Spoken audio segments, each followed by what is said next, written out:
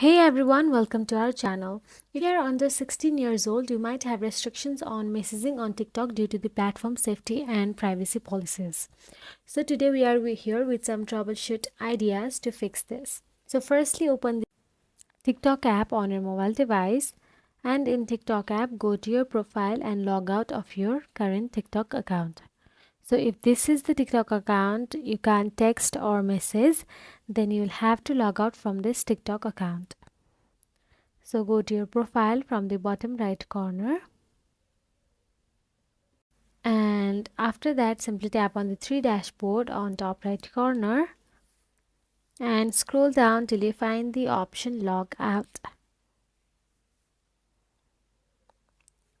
and log out of this account. So after you log out, you'll get to see the sign up or login option available. So simply tap on the sign up option and open the new TikTok account.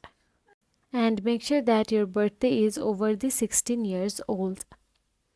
So that is it guys. If you found this video helpful, please like, share and subscribe our channel, and thank you so much for watching.